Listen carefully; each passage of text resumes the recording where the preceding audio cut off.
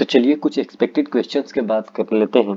हर chapter से 2 से 3 question हम देखेंगे जो कि आरटीपी और पास्ट ईयर पेपर्स में आए हुए होंगे और एक्सपेक्ट करेंगे कि वो क्वेश्चन आ सकता है। ठीक है, मतलब ज्यादा चांसेस है। जैसे पहले उठाते हैं डेप्रिसिएशन। तो डेप्रिसिएशन से जो क्वेश्चन है पहला, वो ऐसा है कि जिसमें 10 ट्रक होता है और एक ट्रक को जो है वो कुछ दिनों के बाद सेल कर दिया जाता है और उससे कुछ हमें रिसीव हो जाता है। ठीक है, तो इसका जो है वो हमें अकाउंटिंग दिखाना होता है कि कैसे हम इसका अकाउंट जो बनाएंगे, मोटर ट्रक अकाउंट, उसमें हम इसे दिखाएंगे। जिसमें 10 ट्रक है तो एक सेपरेट आपको करना पड़ेगा। 9 ट्रक को लीजिए, 10वां जो ट्रक होगा वो बिक रहा है, ठीक है, उससे कुछ रिसीव हो रहा है, उसमें डिप्रिसिएशन भी लगा हुआ है। फिर जैसे ही हम उसको सेल कर रहे हैं या डिस्ट्रॉय हुआ, उसके बाद हम फिर एक नया परचेज करें तो उसका ट्रीटमेंट, ये होता है पहला क्वेश्चन। ठीक है, इस प्रकार का क्वेश्चन तो आप देखते रहिए और एक बार आप देख लीजिए, पॉज कीजिए और समझिए कि हाँ ये आपसे बनेगा या नहीं। ठीक है, सॉल्यूशन भी देख लीजिए। अब क्वेश्चन नंबर 2। तो 2 में देखिए क्या होता है, इसमें जो है ना वो क्वेश्चन एक्यूमुलेटेड भी पूछ सकता है। जैसे कि पूछ देगा कि 2015 से जो है वो एक जो है कोई आपके पास मोटर था, कार था, मशीन था, जो भी था, उस पर डिप्रिसिएशन लग रहा था। 2017 से जो है वो आप अकाउंट बनाइए या 2018 का आप अकाउंट बनाइए सीधा। तो उसमें आपको क्या करना है, पूरा एक्यूमुलेटेड डिप्रिसिएशन निकालिए, पूरा कि उस चीज पे कितना लग चुका है और फिर उसको एक बार सेपरेटली दिखा दीजिए। या फिर आप स्टार्टिंग से ही डिप्रिसिएशन लगाकर 2015 से ही डिप्रिसिएशन लगाकर 2018 में दिखा सकते हैं, 2018 तक बनाकर। तो ऐसा क्वेश्चन भी होता है।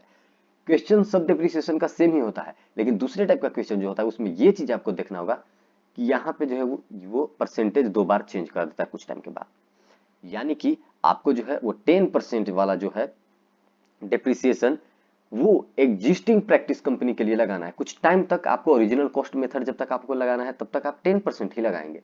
लेकिन जैसे ही आप 2018 खत्म होता है, स्टार्ट होता है, हाउ फ्रॉम द ईयर 2018, मतलब 2017 तक आपको जो था वो 10% ओरिजिनल कॉस्ट पे लगाना है, जितने मशीन परचेज किए सेल हुए सब पे। उसके बाद का जो डिप्रिसिएशन लगेगा, जो सामान अभी बचा हुआ है या फिर और खरीदाएगा, उस पर 15%, और वो भी डब्ल्यूडीवी मेथड से। तो एक स्ट्रेट लाइन मेथड और डब्ल्यूडीवी मेथड, ये पैटर्न होता है डिप्रिसिएशन का। पहला डायरेक्ट क्वेश्चन था, दूसरा जो था उसमें है कि 2 प्रकार का डिप्रिसिएशन। आगे देखिए, आगे है तीसरा। तीसरा में कुछ नहीं है, बिल्कुल सिंपल है। इसमें स्क्रैप वैल्यू वाला सिस्टम है कि 10 साल तक इतना वैल्यू है और इतना चलेगा। तो डायरेक्टली आप फॉर्मूला लगाइएगा कि 10 लाख बाई 10 यानी कि 1 लाख चलेगा पर ईयर। तो 4 साल का आप बता दीजिए, 4 साल का हो जाएगा 4 लाख। तो 10 लाख का था और 4 लाख घटा देंगे तो कितना बचेगा, 6 लाख का भी इसका वैल्यू बचा हुआ है। और फिर बोला कि इसका वैल्यू 40,000 से फिर बढ़ गया, तो फिर हम ऐड कर देंगे तो 6,40,000 हो जाएगा। और बोला कि रिमेनिंग 8 साल के लिए, तो उस पर डिप्रिसिएशन तो 8 से भाग देंगे, 6,40,000 में 8 से भाग दे देंगे तो कितना आ जाएगा, 80,000। तो ऐसा भी क्वेश्चन आता है। 3 टाइप के क्वेश्चन, एक डायरेक्ट क्वेश्चन डिप्रिसिएशन के, एक प्रकार का डिप्रिसिएशन लगाइए डब्ल्यूडीवी। दूसरा है कि ओरिजिनल कॉस्ट कुछ टाइम के लिए, कुछ टाइम के बाद जितने भी मशीन बचे हुए हैं या खरीदाए हैं उस पर जो है वो डब्ल्यूडीवी लगेगा और परसेंटेज भी चेंज कर दिया। तीसरा जो था वो था बिल्कुल आसान, जो कि 5 नंबर या 4 नंबर के पूछा जाएगा, जिसमें है हम लोग देखते हैं कि डिप्रिसिएशन जो है वो इजीली एक बार ही कैलकुलेट करना है, एसएलए मेथड लगाना है और एक ही बार में खत्म कर देना है। ये हो गया डेप्रिसिएशन के एक्सपेक्टेड क्वेश्चन। अब जो है वो रेक्टिफिकेशन ऑफ एरर के देखते हैं। तो देखिए, रेक्टिफिकेशन ऑफ एरर के जो है काफी टाइम से एक क्वेश्चन जो है वो नहीं पूछा जा रहा है, मतलब 1 2 3 अटेम्प्ट से नहीं इसको हम देखे हैं, वो है ये वाला। इसमें क्या कह रहा है कि 2 ही यहाँ पे एंट्री दिया हुआ है जो कि रॉन्ग एंट्री है। ठीक है, अब इसको रेक्टिफाई करना है, लेकिन 3 बार रेक्टिफाई करना है। एक बार आप रेक्टिफिकेशन करेंगे बिफोर प्रिपेयरिंग ट्रायल बैलेंस, दोनों को रेक्टिफाई कीजिए। इसको इसको पहला ट्रायल बैलेंस बनाते टाइम इन दोनों को रेक्टिफाई कीजिए। ठीक, फिर ट्रायल बैलेंस के बाद और फाइनल अकाउंट से पहले दोनों का ट्रीटमेंट दिखाइए कैसे रेक्टिफाई होगा। और एक है कि फाइनल अकाउंट के बाद इन दोनों का कैसे होगा, यानी कि इन दोनों का जो ट्रीटमेंट है वो 3 बार होगा, यानी टोटल 6 एंट्रीज होगी। ठीक है, तो ये भी 5 नंबर का क्वेश्चन आराम से पूछा जाएगा आपसे, जिसमें हो सकता है कि पूछा जाए। तो पहला टाइप यही था कि रेक्टिफिकेशन ऑफ एरर में कि बिफोर ट्रायल बैलेंस 2 एंट्री आपको पास करनी है कि ये दोनों कैसे सही गलत है। फिर आफ्टर ट्रायल बैलेंस आपको देखना है कि ये दोनों कैसे सही होंगे, और आफ्टर फाइनल अकाउंट देखना है कि ये दोनों कैसे सही होंगे। ठीक है, अगला question number second. Question number second देखिए, रेक्टिफिकेशन, जिसमें 5 ही क्वेश्चन आपसे सीधा पूछेगा। ठीक है, तो 5 क्वेश्चन जब पूछेगा, इसमें 5 पॉइंट होंगे क्वेश्चन का। वो सस्पेंस अकाउंट आपको बोलेगा कि क्रिएट कीजिए, ठीक है, और बनाइए, रेक्टिफाई कीजिए। ठीक है, तो सस्पेंस अकाउंट पूछेगा तो डायरेक्ट सस्पेंस अकाउंट आपको ओपन कीजिएगा, सारे एंट्रीज पास कीजिएगा, उसके बाद जो है सस्पेंस अकाउंट बना दीजिएगा, यानी जहां जहां सस्पेंस अकाउंट आएगा एंट्रीज में, उसके बाद सस्पेंस अकाउंट बना दीजिएगा। पहले तो रेक्टिफिकेशन डायरेक्ट था, तो देखिए क्या क्या है, ये सारे हम एंट्रीज पास किए, सब कुछ करेक्ट एंट्री कर दिए। अब करेक्ट में जितना सस्पेंस आ रहा है, जो क्रेडिट साइड है उसको सस्पेंस अकाउंट के क्रेडिट साइड डाल देंगे, और जो डेबिट साइड सस्पेंस अकाउंट है उसको डेबिट साइड डाल देंगे, और एक सस्पेंस अकाउंट भी क्रिएट कर देंगे इसमें। ठीक है, यही बोला था ना। हाँ, यूजिंग सस्पेंस अकाउंट, यानी कि जो एरर्स हो रहा है उसमें सस्पेंस अकाउंट यूज करना है। ठीक है, रेक्टिफिकेशन ही पास करना है, लेकिन जहां पे प्रॉब्लम हो रही है वहां पे आपको सस्पेंस अकाउंट यूज कर लेना है, कोई बात नहीं है, सेपरेटली नहीं बनाना है। बना भी लेंगे तो कोई दिक्कत की बात नहीं है, किसी किसी क्वेश्चन में पूछता है बनाने को। अब देखिए तीसरे टाइप का क्वेश्चन रेक्टिफिकेशन ऑफ एरर में, जिसमें डायरेक्ट रहेगा क्वेश्चन। इसमें क्या है, देखिए यहाँ पे 8 टोटल पॉइंट्स हैं। ठीक है, और इसमें क्या बोला है कि आपको सस्पेंस अकाउंट बनाना है, जैसे मैं पिछली में बात किया था कि सस्पेंस अकाउंट आपको बनाना है, तो सस्पेंस अकाउंट यहाँ पे आप बनाइएगा, रेक्टिफिकेशन पूरा कर दीजिए। ठीक है, पूरा रेक्टिफाई कर दिया हमने कि कैसे कैसे पास हुआ, और लास्ट में जो है आप सस्पेंस अकाउंट बना दीजिए, यानी कि ये जहां जहां पे ये सस्पेंस आया है, अगर डेबिट पे है यहाँ पे तो सस्पेंस अकाउंट जो बनाए होंगे तो ये अमाउंट डेबिट में लिख दीजिएगा 3000, वैसे कर करके आप बनाइए। ये देखिए डेबिट में 15 15 3000, राम एंड श्याम। तो इस प्रकार से सस्पेंस अकाउंट भी बना दीजिएगा। जो बैलेंस बच जाएगा, तो सस्पेंस अकाउंट तो ट्रायल बैलेंस में ही जाता है, तो वो balance favour difference in trial balance करके छोड़ दीजिएगा 2720। ठीक है, ऐसे पहला था डायरेक्टली आप रेक्टिफिकेशन कीजिए। दूसरा में है कि सस्पेंस अकाउंट भी आपसे पूछेगा बनाने को, तो इतना हार्ड ये भी नहीं है, ऐसा रेक्टिफिकेशन ऑफ एरर पूछा जाता है। हालांकि इससे आसान भी पूछा जाएगा, ऐसा नहीं कि इतना हार्ड ही पूछता है, कुछ कुछ कुछ टाइम पे ऐसा ही होता है कि 5 ही क्वेश्चन उसमें होते हैं, ये जो 7 है। ठीक है, वो देख लीजिएगा। आगे आइए, कंसाइनमेंट। अब कंसाइनमेंट में जो है ना, ये कॉम्प्लेक्स क्वेश्चंस पूछे जाते हैं, जैसे नॉलेज बेस्ड क्वेश्चन पूछे जाते हैं। तो उसमें पहले मैं इस क्वेश्चन को रखता हूँ, जिसमें क्या है, इसमें सिंपली यही है कि इतना भेजा और बोला कि इसमें थोड़ा सा अगर तुम ज्यादा सेल करते हो, जैसे इसमें सिर्फ एक नॉमिनल जो होता है कमीशन, नॉर्मल कमीशन, उससे एक ज्यादा कमीशन देने की बात किया कि अगर 5% हम ज्यादा देंगे, कब, जब इनवॉइस प्राइस पे आप उसके एबव बेचोगे तब हम 20% देंगे। मतलब जो हम भेज रहे हैं ना, उससे एबव में भी अगर तुम बेचोगे तो अगर हम उस पे हम 20% एक्स्ट्रा पे देंगे। ठीक है, इनवॉइस के एक्स्ट्रा अगर तुम बेचोगे तो। इसमें सिंपल था कि कंसाइनर भी खर्चा किया, कंसाइनर भी खर्चा किया, फिर आप फाइंड कर देते हैं कि कितना अमाउंट बचा। ये देखिए वो बना लिया, गुड्स सेंट ऑन कंसाइनमेंट, जो कंसाइनमेंट पे भेजा था, इतना प्रॉफिट लगा के वो भेजा था, वो सेल किया, कुछ स्टॉक इसका बच गया, और फिर जो है वो फाइंड करके हम लोग प्रॉफिट का अमाउंट दिखा देते हैं। ठीक है, और यहाँ पे ये भी दिखाते हैं कि 20% जो एक्स्ट्रा हमको लाना था, क्योंकि वो इनवॉइस से ज्यादा नहीं बेच पाया है, 1.5 लाख इनवॉइस आ रहा था और ये 1.5 लाख का ही सामान बेचा, तो 20% एक्स्ट्रा उसको नहीं मिलेगा। और लास्ट में कंसाइनी का अकाउंट भी बनाना है, जैक अकाउंट। तो जैक अकाउंट, कंसाइनी का अकाउंट कैसे आपको बनाना है, आपको पता है कि जितना आप सेल किए हैं वो, और अपना खर्चा और जो भी आपका कमीशन है सब कुछ घटाकर, और जो बचेगा उसको बैलेंसिंग फिगर में डालकर दे दीजिए। ठीक है, आगे दूसरे टाइप का जो क्वेश्चन पूछता है वो सेम टू सेम, कुछ अलग नहीं है। बोला है कि 5% एबव देना है अगर कुछ ज्यादा ओवर हुआ है तो वही करेंगे, 5% एबव दे देंगे। अगर ज्यादा हुआ होगा तो चेक कर लेंगे इसमें कि 5% से एबव आ रहा है कि नहीं, तो अगर आ रहा है तो दे देंगे। जैसे इस क्वेश्चन में जो है, मुझे लगता है इसमें भी नहीं आ रहा था, तो नहीं दिया होगा। इसमें इसमें आ रहा था, सॉरी आ रहा था, इसमें 25,000 रुपये आ रहा था, 25,000 एक्स्ट्रा। जैसे 6,25,000 रुपये ये भेजा था, 50 हो गया होगा, तो 25,000 रुपये जो था वो एक्स्ट्रा 20% भी जोड़ दिया, 31,250 नॉर्मल कमीशन और 20%। यानी कि पहला हम लोग देखें कि सीधा कमीशन फाइंड करना है, कोई दिक्कत की बात नहीं है। फिर दूसरा हम लोगों ने देखा कि कमीशन जो है उस पर अगर एक्स्ट्रा वो सेल करते तो उस पर एक्स्ट्रा वाला था। ये क्वेश्चन पे आप देख लीजिएगा। ठीक है, लास्ट वन मोस्ट इंपॉर्टेंट, ये मटेरियल में भी है कि यहाँ से हमें पता चलता है कि हमारा वैल्यू क्या है, जो हम स्टॉक भेजे हैं उसका इनवॉइस प्राइस क्या है। क्योंकि बोल दिया कि 10% जो है डिस्ट्रॉय हुआ है, जिसका वैल्यू था 18,750, यानी 100% जो होगा उस पर एक जीरो और होगा, इस पे 1,87,500। समझ गए? ओके, अब इस तरीके से जो है वो आपको फाइंड करना था। ये भी सिंपल था, इतना हार्ड नहीं था। अगले टाइप का क्वेश्चन देखिए, हाँ, राज ऑफ ग्वालियर वाला था, जिसमें 100 kg जो है वे में ही खत्म हो जाता है और ट्रांजिट में ही, और 400 kg भी ट्रांजिट में ही खत्म हो जाता है। यानी कि बाकी जो पहुंचता है उसमें जो बचता है उससे हम क्लोजिंग स्टॉक का वैल्यू निकालते हैं। ठीक है, ये था दूसरा क्वेश्चन। बस कंसाइनमेंट में इतना ही है, इससे ज्यादा मुझे नहीं लगता कि आपको जो है और भी एक्स्ट्रा पूछेगा। ज्यादा पूछता है तो वो ये डालता है कि 25% एक्स्ट्रा जो मिलेगा वो इनवॉइस पे मिलेगा, ऐसा पूछता है क्वेश्चन। ठीक है, कैश बुक में आइए। कैश बुक में आपका पीटी कैश बुक या डबल कॉलम कैश बुक, तो डबल कॉलम कैश बुक जो है वो तो इजी है, वो आप जान रहे हैं। डबल कॉलम, अगर बैंक और कैश दोनों जिसमें इन्वॉल्व होता है तो डबल कॉलम कैश बुक वाला, उसमें तो एक ही क्वेश्चन आप प्रैक्टिस करेंगे हो जाएगा।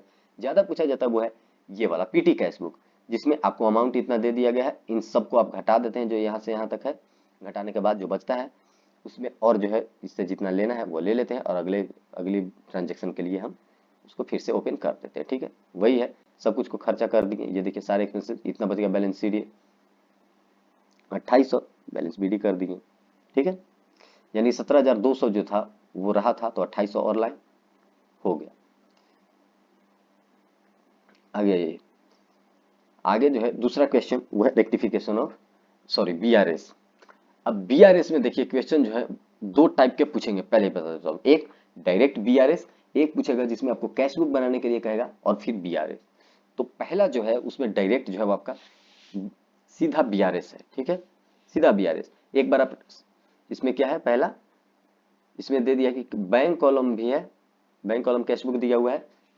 इजी क्वेश्चन है। इसमें क्या बोला कि आपको कैश बुक बनाने, जो मैंने बात कहा कि एक तो पूछेगा सीधा बीआरएस वाला, एक पूछेगा आपका कैश बुक प्लस बीआरएस। तो ये पहला क्वेश्चन जो हो सकता है कि आपसे कैश बुक और बीआरएस दोनों पूछे। ठीक है, तो घबराना नहीं है। जितनी कैश बुक में ओमिट हो जाती है चीजें, या कैश बुक में नहीं लिखी रहती है, या फिर वो पासबुक में लिखी जा चुकी है लेकिन कैश बुक उसमें ओमिटेड है, तो उस चीजों को, जो कैश बुक में प्रॉब्लम है हुआ है, मतलब जो प्रॉब्लम या तो छूट गया है कैश बुक में, या कैश बुक में गलत हो गया है, या सिर्फ पासबुक में हुआ है और उसको कैश बुक में लिखना था हमें, तो इन सारी चीजें जो कैश बुक में प्रॉब्लम है वो कैश बुक में हम दिखा देते हैं, और पासबुक में जो बीआरएस वाला है वो पासबुक में चला जाता है, बीआरएस में पासबुक वाला सारा आइटम चल जाता है। तो वही बात है, हम कैश बुक में जितनी प्रॉब्लम्स थी वो हम कैश बुक में दिखा दिए, और बैलेंस जो आया उसको हम भेज देंगे किस में, balance as per cash book करके बीआरएस में। ऊपर से ही आया है, ये देखिए ये जो बैलेंस बच गया था। और बाकी जो जो कैशबुक से में गलतियां नहीं थी, सिर्फ पासबुक में थी, उसको जो है यहाँ पे हम रेक्टिफाई कर देंगे, लिख कर बन जाता है। तो पहला क्या हुआ कि कैशबुक कुछ भी पूछ सकता है आपसे, एडजस्टेड कैशबुक, अमेंडेड कैशबुक जिसे कहते हैं, या फिर आपसे डायरेक्टली बीआरएस भी पूछ सकता है। जैसे ये क्वेश्चन देखिए, ये 5 मार्क्स का पूछ सकता है, ऊपर वाला जो है वो 10 मार्क्स का था और ये 5 मार्क्स का है। तो ये 5 मार्क्स वाले में क्या होगा, 6-7 पॉइंट डालेगा आपको। ठीक है, और डायरेक्टली बनाना रहेगा, इसमें कोई जरूरत नहीं है कैशबुक की। फिर वही है क्वेश्चन इसमें भी कि डायरेक्टली क्वेश्चन ही रहेगा, डायरेक्टली जो है वो डाल देगा कि हाँ ये होगा। इसमें मेन फोकस क्या है कि एक जो ये होता है ना, कभी कभी एक ही चीज को 3-4 बार जो है वो ब्रेक कर देता है। तो इन चीजों को ध्यान रखिएगा कि बिल लिखी है 14,000, 4,000, 2,000, 20,000, 20,000 का ही ब्रेक दिया हुआ है। ठीक है, तो इन 20,000 का ये ध्यान दीजिएगा, और बस बनाना क्या है, वही कैश बुक। और ये तो सिंगल ही बनाना था, तो इसमें भी और भी प्रॉब्लम नहीं होनी चाहिए, ये भी जो है 10 मार्क्स का आ सकता है। आगे देखते हैं, तो इसमें किस क्या क्या हम लोग देखें कि एक पूछेगा आपका कैश बुक और पास बीआरएस अलग, और एक डायरेक्टली बीआरएस। ठीक है, फाइनल अकाउंट क्या है, एनपीओ का। तो एनपीओ का एक सिंपल पहले उठाते हैं, कैसा पूछेगा, आपको बैलेंस शीट दे देगा, रिसीट एंड पेमेंट दे देगा, और बहुत आसान सा एडजस्टमेंट देगा कि आपका जो है वो सब्सक्रिप्शन में इतना 10,000 एडवांस है, इतना जो है आपका कुछ एक्सपेंसेस ड्यू है, इतना आपको जो है डिप्रिसिएशन चार्ज करना है, और इतने को आपको कैपिटलाइज करके जो है वो बैलेंस शीट में डाल देना है, और सीधे आप बना दीजिए ओपनिंग बैलेंस शीट और क्लोजिंग बैलेंस शीट। यही यही पूछता है, पहला जो आसान है सबसे। तो कुछ नहीं किया, इनकम एक्सपेंडिचर बनाइए, जितना इसका है आ रहा है 25%, जो ये वाला था कि 25% ये जो है वो रेवेन्यू नेचर का होगा, तो 25% वाला यहाँ 75% वाला चला जाएगा बैलेंस शीट में। तो बैलेंस शीट फिर बनाए हम लोग, बैलेंस शीट कैसे, ओपनिंग और फिर क्लोजिंग। और हो गया हमारा जो कैपिटल फंड ऊपर दिया हुआ है 7,93,000, तो उसको हम ले लिए इसमें क्लोजिंग बैलेंस शीट में, और सारे जो है ट्रीटमेंट इसमें कर दिए, डिप्रिसिएशन भी अप्लाई कर दिए, और खत्म। अब ये देखिए डिप्रिसिएशन को दिखा दिया कैसे कैसे डिप्रिसिएशन अप्लाई किया, और इंटरेस्ट ऑन सिक्योरिटी कैसे लिया। आगे देखिए अगला जो क्वेश्चन है उसमें क्या है, उसमें पूछता है कि आपको सब्सक्रिप्शन का अमाउंट बताइए और स्पोर्ट्स मटेरियल का अमाउंट बताइए जो कि इनकम एक्सपेंडिचर में अपीयर होगा। मतलब सिंपल है कि इनकम एक्सपेंडिचर में जो जाएगा इन इन दोनों का एक्सपेंसेस वो कितना होगा, सब्सक्रिप्शन जो इनकम है वो कितना होगा, सब्सक्रिप्शन का आपको बताना होगा। और क्या पूछता है कि आपका जो है स्पोर्ट्स मटेरियल क्या होगा। पहला तो हम लोग ने सिंपल देखा कि उठाइए अपना receipt and payment balance sheet और बना दीजिए इनकम एक्सपेंडिचर और बैलेंस शीट। दूसरा हम देख रहे हैं कि बैलेंस शीट तो यहाँ पे नहीं है। ठीक है, यहाँ पे जो है ना इन्फॉर्मेशन दिया हुआ है कि आपका स्टॉक कितना है, और यहाँ पे स्टॉक कैलकुलेशन आपको करना है, ओपनिंग माइनस क्लोजिंग वाला। उसके बाद आपका सब्सक्रिप्शन जो है वो 4 है, तो सब्सक्रिप्शन आप पूरा कर दीजिए। स्पोर्ट्स मटेरियल के कुछ अमाउंट दिया हुआ है, उसको आप स्पोर्ट्स मटेरियल में ये दोनों को इंक्लूड कर लीजिए, और ये दोनों को। और ये बताइए ये दोनों बैलेंस शीट में कहाँ कहाँ दिखेगा। ठीक है, तो बैलेंस शीट में जाहिर सी बात है जो एडवांस है या फिर ओपनिंग में ड्यू है तो वो ये तो सारे तो जाएंगे किस में आपका, ये जाएंगे आपके बैलेंस शीट में। सिंपल, तो पहला जो था सिंपल था, दूसरा जो था वो बोला कि बैलेंस शीट में कौन कौन जाएगा, तो वो आपको बता देना है कि ये आइटम जो है, देखिए सब्सक्रिप्शन वाला पूरा बैलेंस शीट में गया, दोनों अनअर्न्ड और अर्न्ड, और एक स्पोर्ट्स मटेरियल वाला अमाउंट आया। ठीक है, तो यहाँ पे ये भी पूछेगा, बैलेंस शीट में पूछेगा कौन कौन जाएगा, इनकम एक्सपेंडिचर में कौन कौन जाएगा, तो ये भी आपको बता देना। ठीक है, आगे आइए तीसरा, थर्ड टाइप का, जिसमें आपका balance sheet, receipt and payment दिया रहेगा, और बिल्कुल एकदम आसान जो सीधा पूछेगा डायरेक्टली, ये ज्यादा से ज्यादा जो है वो 10 मार्क्स का होगा, कि आप सीधे इनकम एक्सपेंडिचर अकाउंट बनाइए और बैलेंस शीट बनाइए। ठीक है, ये भी वही है, इनकम एक्सपेंडिचर और बैलेंस शीट सिंपली डायरेक्टली पूछ देगा आपसे। यहाँ पे नीचे कोई एडजस्टमेंट नहीं, पहला में हमने एडजस्टमेंट देखा था, पहला क्वेश्चन था विद एडजस्टमेंट कि कुछ ड्यू है कुछ एडवांस है, और आपको बनाना क्या था, इनकम एक्सपेंडिचर बैलेंस शीट। इसमें क्या है कि डायरेक्टली इनकम एक्सपेंडिचर और बैलेंस शीट बनाइए, कोई एडजस्टमेंट नहीं है। ठीक है, खत्म। मेन ध्यान देना है कि इंट्रेंस फी जो कैपिटलाइज लिखा रहेगा वो जाएगा बैलेंस शीट में। ठीक है, आगे sales of goods on return basis, देखिए इसमें जो है पहला ये पूछता है कि आप जो है एक तो सेपरेटली बताइए कि कौन कौन हमारा सेल हुआ है, कौन कौन परचेज हुआ है, कौन कौन अभी तक सेल नहीं हुआ, कौन कौन रिटर्न हो गया, मतलब कौन कौन अभी सेल हो गया, कौन कौन रिटर्न हो गया, कौन कौन बचा, बस हर एक चीज को अलग अलग करके दिखाइए। और दूसरा इसी में क्वेश्चन पूछता है कि फिर सभी को एक साथ दिखाइए, यानी जो जो सेल हो गया है सारे अमाउंट को एक बार, जो जो रिटर्न हुआ है उन सारे को एक साथ, और जो जो नहीं हुआ, कुछ नहीं हुआ उसके साथ वो अलग। यानी कि एक बार आप दिखाइए कि ये भी सेल जो है हुआ है, ये भी सेल हुआ है, ऐसे अलग अलग करके हर आइटम को दोबारा जब अकाउंट बनाएंगे आप, जैसे कि देखिए इसमें पूछा क्या है, रिटर्न डे बुक, तो ये जो बनाएंगे उसमें आप हर एक जो आइटम है यहाँ पे, एक दो तीन चार पांच, तो पांचों आइटम को दिखाइए कि ये सेल हुआ है, ये रिटर्न हुआ है, ये अभी कुछ नहीं हुआ। लेकिन बाकी अगला जो अकाउंट आप बनाएंगे ना, ये देखिए सभी को अलग अलग दिखाए, अगला में उसमें आपको डायरेक्टली दिखाना होगा, जो बोला goods on sales on return total account, तो टोटल अकाउंट में दिखाना होगा कि टोटल सेल होने वाले कितने आइटम्स थे, उनका टोटल अमाउंट आप यहाँ पे दिखा दीजिए, और टोटल जो बचे हुए हैं वो सब आप दिखाइए। यहाँ पे टोटल जो आपका अमाउंट है जो गिवन है वहाँ सभी आइटम्स को जोड़कर वो उसमें आप दिखाइए कि कितना जो है सारे सेल हुए और कितने सारे रिटर्न हुए, यानी कि सेपरेटली यहाँ नहीं दिखाना है, जो सेल्स वाले हैं वो यहाँ पे एक साथ आ जाएंगे, रिटर्न वाले एक साथ, लेकिन यहाँ पे अलग अलग होंगे पहले में। तो ये हो गया पहला क्वेश्चन जो कि इजी होता है।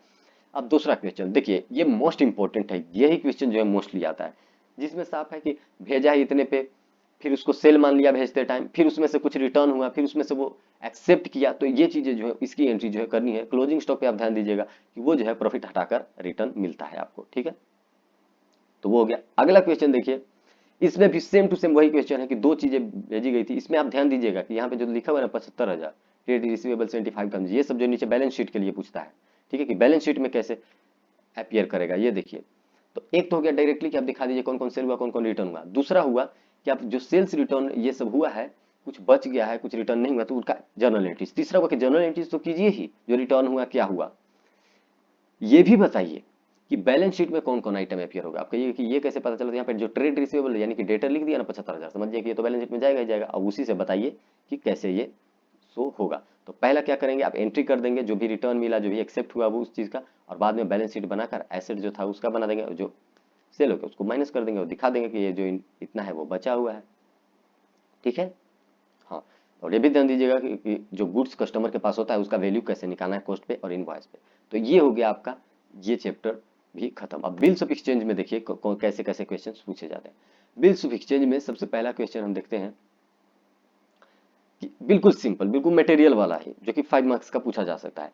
कतरक वाला कि वो एक्सेप्ट करते हैं फिर डिस्चार्ज कर देते हैं पेमेंट के साथ, फिर नया बिल एक्सेप्ट करते हैं 50 रुपए एक्सपेंस के साथ, फिर तो सामने वाला जब डिस्काउंट कराने जाता है तो वो उसका नोटिंग चार्जेस जो ये सामने वाला ही बियर करता है, फिर बाद में जो है वो दोनों एक्सेप्टेंस करके पैसे जो है वो डिस्चार्ज कर लेते हैं। ठीक है, तो पहला हो गया सिंपल कि इतना में एक्सेप्ट किया, फिर उस पर इंटरेस्ट चार्ज किया, नया बिल साइन किया और फिर जो है पेमेंट हो गया। दूसरा जो होता है ना क्वेश्चन, वो थोड़ा सा होता है टेढ़ा, कि बिल जो है सामने वाले पे ड्रॉ किया, सामने वाले ने एक्सेप्ट किया, फिर ये इस पे इंटरेस्ट चार्ज किया, क्यों, क्योंकि वो फेल हो गया था, दोबारा उस पे बिल चार्ज किया, उसके बाद जो है वो देख रहे हैं कि एक पार्टी जो है वो इंसॉल्वेंट हो गया और कम ही पैसा दे पाया। पहला में डायरेक्ट था, इस पे साइन किया, वो पैसे लिया ये वो, और बाद में खत्म। इसमें जो है वो इंसॉल्वेंट हो गया, पूरा पैसा नहीं दे रहा है, 40% ही दे रहा है। तो ये हो गया दूसरे टाइप का क्वेश्चन। तीसरे टाइप का क्वेश्चन देखते हैं।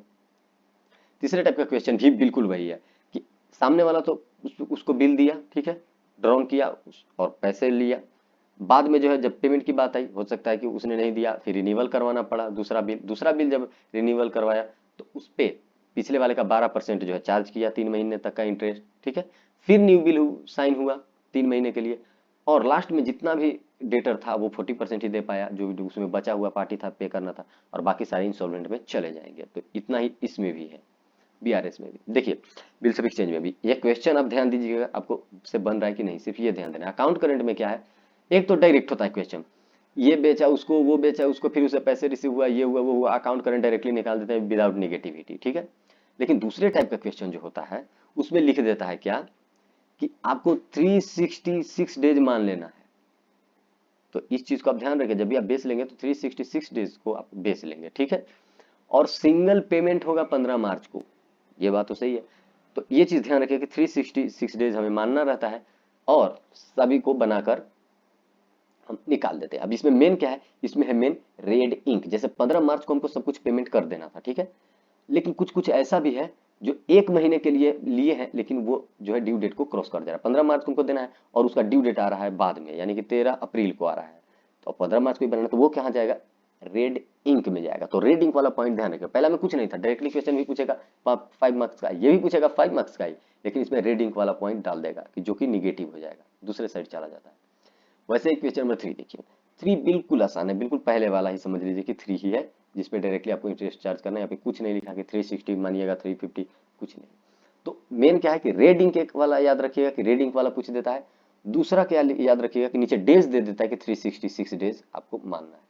एवरेज ड्यू डेट में क्या है, ये बिल्कुल आसान होता है, लेकिन इसमें पहला क्वेश्चन जो मैं बताऊंगा वो थोड़ा डिफिकल्ट बताऊंगा, जिसमें बता देता है कि एक आदमी जो है वो इतना इंटरेस्ट बचाना चाहता है, 157 रुपए वो बचाना चाहता है। आपको 18% इंटरेस्ट तो आप चार्ज कीजिएगा ही, जितना जो ड्यू बच रहा है, ये सारे अमाउंट जो आप लाए हैं इस पे 18% आप लगाइए, लेकिन 157 रुपए बचाने के लिए उसको क्या करना होगा, ठीक है, वो आपको बताना है। वो 157 रुपए बचाना चाहता है, तो बताइए कौन से डेट पे उसका इतना रुपए बच जाएगा। तो ये चीज आपको बताना है कि किस डेट पे उसका 157 रुपए बच जाएंगे।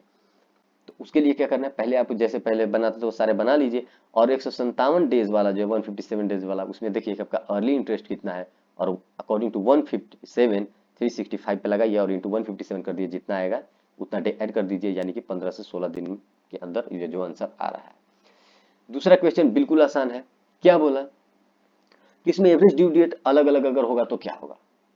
मतलब मतलब ये कि एक बार तो आप इंटरेस्ट चार्ज कर दीजिए, बोला है कि परचेज किया है सामान, एवरेज ड्यू डेट इतना है, टोटल ड्यू इतना है, तो कितना अमाउंट पे करना चाहिए, ठीक है, अगर उस पे इतना परसेंट जो है इंटरेस्ट लगा रहे हैं। तो पहले लिखिए कि जब हम average on average due date हम निकाल रहे हैं तो उस दिन पे हमें कितना आ रहा है, मतलब पूरा 365 डे करना है। फिर बोला कि 28 अगस्त को हमारा कितना होगा और 29 जुलाई को कितना होगा। तो इन तीनों को जो है कंसीडर करके एक क्वेश्चन पूछता है जो कि इंपॉर्टेंट है, ठीक है। तो इन तीनों को आप कंसीडर करके यहाँ पे आप बनाते हैं कि अगर जो हम पहला जो बना रहे ड्यू डेट पर हो रहा है, तो ड्यू डेट का ऊपर तो कुछ दिन बचेगा ही नहीं, तो ऊपर दिन नहीं बचेगा तो जीरो मान लिए, तो जीरो मान लेंगे तो 175,800 का 175,800 ही बच जाएगा। वहीं 28 अगस्त अगर हम मानते हैं तो वहां से हम देख रहे हैं कि 18 डेज जो है वो हमारे पास है, तो 18 डेज लगा देते हैं और इतना अमाउंट बन जाता है। वहीं पे नेक्स्ट जो था वो बोला कि 29 जुलाई 2018 को करते हैं, तो उसमें हमारा जो है वो पूरे 12 दिन निगेटिव में चला जाता है, तो -12 कर देते हैं,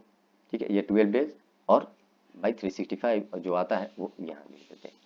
तो ये था एवरेज ड्यू डेट में, एक डायरेक्ट और एक इनडायरेक्ट। वैसे ही दूसरा देखिए, ये बिल्कुल डायरेक्ट है, बोल दिया कि सीधा कैलकुलेट कीजिए आराम से, कुछ दिक्कत की बात नहीं है। नेक्स्ट क्वेश्चन है, ये भी इजी है, सीधा मटेरियल की तरह, उसमें भी डायरेक्टली पूछा। अगला जो है ये भी बिल्कुल वही है, सेम टू सेम पूछा है एवरेज ड्यू डेट वाला, ये देखिए। तो इस चीज से आपको क्या समझ में आता है, इस चीज से ये समझ में आती है कि क्वेश्चन जो है 2 से 3 प्रकार के हर चैप्टर से पूछी जा सकती है, ठीक है।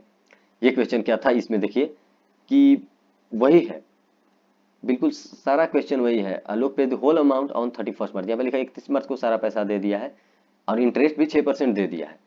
तो इंटरेस्ट कैलकुलेट कीजिए by average due date method. यहाँ पे इंटरेस्ट को आपको एक्स मानकर बनाना पड़ेगा कि कितना आएगा इंटरेस्ट, क्यों यहाँ पे डे नहीं पूछ रहा है। एक में तो इंटरेस्ट आपसे पूछा, दूसरे में अब डे पूछ रहा है कि जो है इंटरेस्ट का अमाउंट बताइए। जैसे पहले हम लोग क्या कैलकुलेट करें, ये देखिए कि दिन किस दिन को हमको एवरेज ड्यू डेट पे कर देना है, ये देखिए।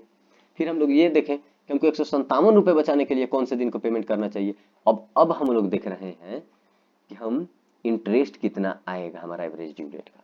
पेमेंट तो कब करेंगे वो अलग बात है, 31 मार्च को कर रहे हैं, लेकिन एवरेज ड्यू डेट का जो हमारा इंटरेस्ट है वो कितना आएगा, तो एवरेज ड्यू डेट वाला एक साथ मानकर और आप बना लेंगे तो उससे आपका जो है वो पता चल जाएगा। ठीक है, नेक्स्ट क्वेश्चन, नेक्स्ट चैप्टर को देखते हैं। इन्वेंट्री, इन्वेंट्री से देखिए कैसा क्वेश्चन पूछता है। एक तो इजी वाला हो गया, ये जो है वो 10 मार्क्स का पूछेगा अगर ऐसा क्वेश्चन आता है तो इन्वेंट्री से। इसमें क्या है, सेल करता है, सेल्स रिटर्न होता है, फिर अगर आगे जो है वो और भी कुछ दूसरा चीज होता है, सेल करता है। इसमें मेन चीज ये है कि एक बार ये खुद परचेज भी करता है, ठीक है, इसके बाद खुद सामान आता है। मतलब एक बार तो आप सेल परचेज सब कुछ कर रहे हैं, ठीक है, स्टॉक का, लेकिन दूसरी बार जो है ना आप एक खुद कंसाइनी बन जाते हैं और खुद सामान ले लेते हैं, तो उसका भी ट्रीटमेंट आपको दिखाना पड़ता है। तो इस क्वेश्चन को देखिए और समझिए कि हाँ ये क्वेश्चन आप सोल्व कर पाएंगे या नहीं। आंसर भी देख लीजिए, कोई दिक्कत की बात नहीं है। ये आंसर बहुत इजी था, इतना हार्ड नहीं था वो। अब दूसरा जो कि आपको लगता है बहुत हार्ड है, बहुत बिल्कुल हार्ड नहीं है, ये जो लंबा क्वेश्चन है ना, ये मटेरियल में भी है और पास्ट ईयर में पूछा भी गया है बहुत बार, तो ये बिल्कुल हार्ड नहीं है। बताऊं क्यों, ये जितने भी दिख रहे हैं ना, जैसे 167,500 हो गया, ये तो स्टॉक का वैल्यू हो गया, तो इसको सीधे लिख दीजिए 167,500। फिर दूसरा जो है जिसमें बोला कि प्रॉफिट के साथ 6875 सेल किया, तो 6875 में से प्रॉफिट जो है वो आपका ऑन ये ऑन कॉस्ट आप माइनस कर दीजिए इसमें से। वैसे ही 9,000 का था, इसमें से भी ऑन कॉस्ट माइनस कर दीजिए, काशी 100 बच जाएगा। वैसे ही 1125 जो था 525 में लेना था, यानी 625 एक्स्ट्रा लिया तो उसको माइनस कर दीजिए। 1550 का जो है वो 1250 हो गया था, यही हुआ था ना, तो उसका जो है वो उसको आपको माइनस कर देना है। ठीक, ये देखिए 1550 का 1250, 350 जो है वो 300 जो है वो कम हुआ है, तो 300 उसको भी माइनस कर दीजिएगा। तो बस इतना ही करना था। ये देखिए 300 माइनस कर दीजिए, 600, 225, 8100, अब ये जो है 6850 में से जो आप माइनस करेंगे 14 वो, और ये तो ऊपर वैल्यू था। तो ये आसान था, इतना हार्ड क्वेश्चन नहीं था। तो ऐसा भी ये क्वेश्चन लंबा डालेगा, लेकिन ये होता है आसान। डालेगा भी तो 5 मार्क्स का, याद रखिएगा, 5 मार्क्स से ज्यादा का डालेगा नहीं। लाइन देख रहे हैं, 15 लाइन का। अगला अगर आप देखें तो ये बिल्कुल इजी, जो कि पूछा भी है, 2-3 अटेम्प्ट में मैंने इसको देखा है रिसेंटली, ये दिसंबर 21 में भी आया था, जिसमें डायरेक्टली आपको ओपनिंग, परचेज, इशू और इशू ऑफ कंजप्शन ये डाल देना है और बन जाएगा। ये डायरेक्टली क्वेश्चन स्टडी मटेरियल का है, कोई दिक्कत की बात नहीं होती है।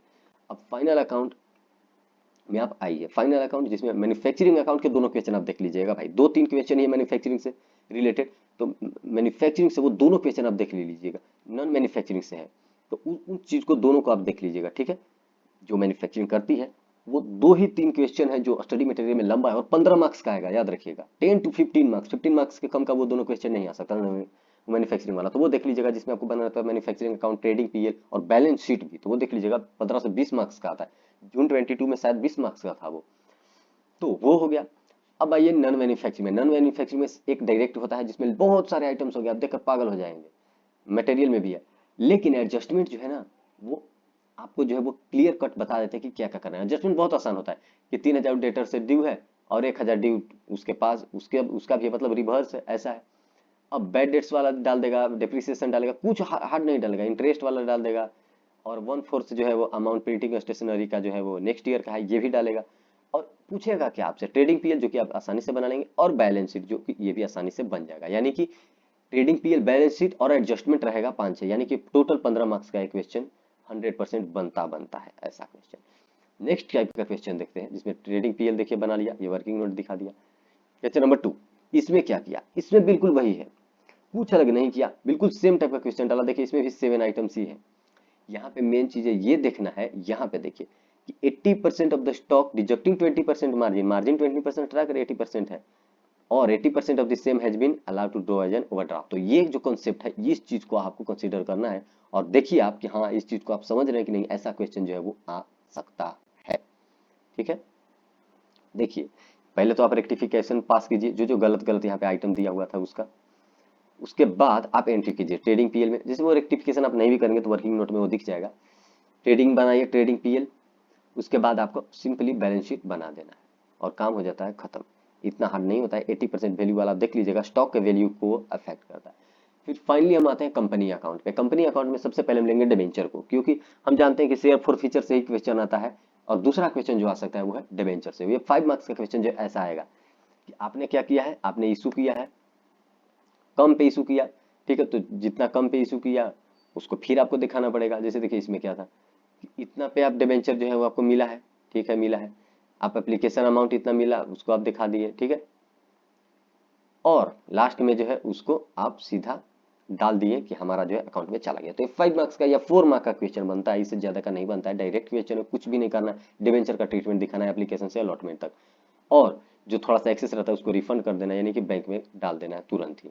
तो ये देखिए जो एक्स्ट्रा था 3500, जैसे कि हमको लेना कितना था, लेना है आपको 3,50,000, तो 3,50,000 लेना है तो आप 3,50,000 ही लेंगे, ठीक है। 350 और प्लस जितना, ये देखिए एप्लीकेशन 385 मिल गया आपको, यानी कि आपको एक्सेप्ट करना कितना है 350, तो 350 के लिए 385 में से 35 माइनस कर दीजिए तो हो जाएगा 350, तो 35 को माइनस कर दिए, बैंक में सेंड कर दिए और उसके बाद अलॉटमेंट कर दिए 35 का, ठीक है।